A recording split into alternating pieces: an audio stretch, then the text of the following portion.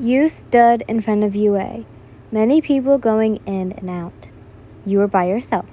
Without Nomu was quite weird, but if you went into UA with him, who knows what would happen. He had been more obedient, along with Kuragiri. He kept calling you lady, which you thought was weird, every time. So, this is what you look like now?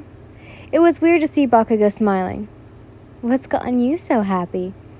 I asked as I walked over. He looked down. You covered your arm? He asked. I had ordered Kuragiri to get something that could cover up my arm. Yeah, I felt weird with it. The two of us began to walk. So, what happened to the big guy? He asked as we made it to the building. Oh, well, it would be weird and suspicious to have a 6 feet tall person following you everywhere. Good point. That was when you heard others. They were talking about what they were doing and going to do. Oh, there's Bakugo. Denki smiled, then looked confused. Who's she? He asked. Yin? Mina gasped, running over. What happened to you? She held you by your shoulders. It's a long story.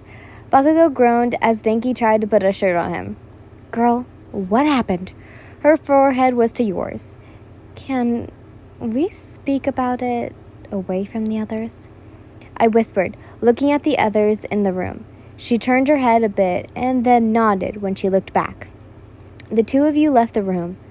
So, tell me. I sighed after. Okay. After what happened that day, I remembered something that happened. I looked at her. Her hands crossed over her chest. I think a month before that happened, there was a box in my kitchen, and I got a call from my dad. Her eyes shot open. Wait, did he escape? She asked, and you shook your head. But he told me to open the box when it was the right time. And I opened it. I looked down, the pain coming back to my body. Looking at your arm, the veins just glowed weirdly. There was a needle inside. And at the time, I thought it would take away my quirk.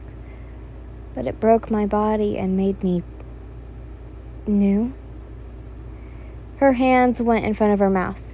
Does Bakugo know? She asked. Yes, but not about what happened. I looked at her.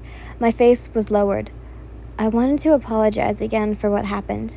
I walked over and placed my hand on her shoulder. I truly mean it. She smiled reassuringly. I know, Yin.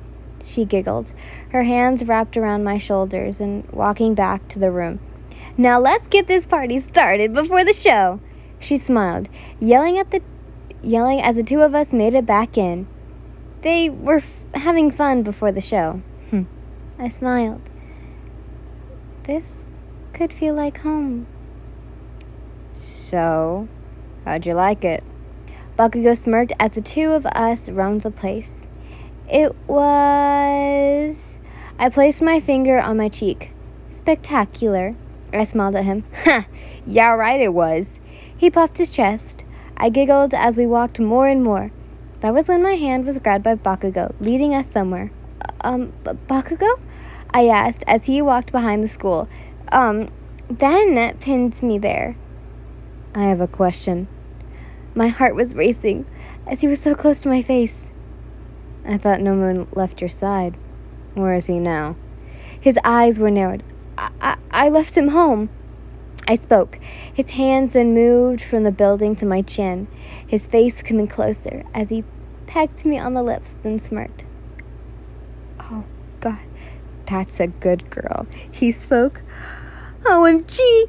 He jumped away, looking at where the voice came from. Get the fuck back here! It was Mina and Dinky. My heart was racing. I held my chest.